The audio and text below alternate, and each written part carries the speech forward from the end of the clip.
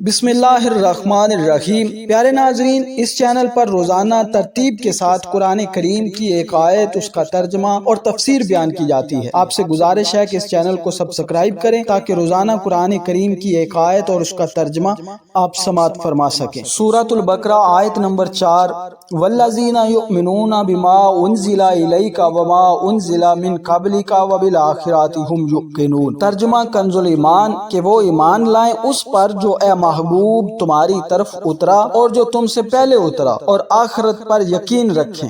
تفسیر صراط الجنان، والذین یؤمنون بما انزل الیک، اور وہ ایمان لاتے ہیں اس پر جو تمہاری طرف نازل کیا۔ اس آیت میں اہل کتاب کے وہ مومنین مراد ہیں جو اپنی کتاب پر اور تمام پچھلی آسمانی کتابوں پر اور انبیاء علیہم السلام پر نازل ہونے والی وحیوں پر ایمان لائے اور قرآن پاک پر بھی ایمان لائے۔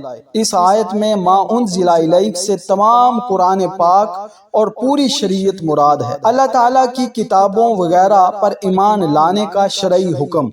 یاد رکھیں کہ جس طرح قرآن پاک پر ایمان لانا ہر مکلف پر فرض ہے، اسی طرح پہلی کتابوں پر ایمان لانا بھی ضروری ہے جو گزشتہ انبیاء کرام علیہ السلام پر نازل ہوئی۔ البتہ ان کے جو احکام ہماری شریعت میں منسوخ ہو گئے، ان پر عمل درست نہیں، مگر پھر بھی ایمان ضروری ہے۔ مثلا پچھلی کئی شریعتوں میں بیت المقدس قبلہ تھا، لہٰذا اس پر ایمان لانا تو ہمارے لیے ضروری ہے، مگر عمل یعنی نماز میں بیت المقدس کی طرف منہ کرنا جائز نہیں۔ یہ حکم منسوخ ہو چکا ہے۔ نیز یہ بھی یاد رکھیں کہ قرآن کریم سے پہلے جو کچھ اللہ تعالیٰ نے اپنے انبیاء علیہ السلام پر نازل فرمایا، ان سب پر اجمالاً ایمان لانا فرض عین ہے، یعنی یہ اعتقاد رکھا جائے کہ اللہ تعالیٰ نے گزشتہ انبیاء علیہ السلام پر کتابیں نازل فرمائی، ان پر جو کچھ بیان فرمایا سب حق ہے۔ قرآن شریف پر یوں ایمان رکھنا فرض ہے کہ ہمارے پاس جو موجود ہے اس کا ایک ایک لفظ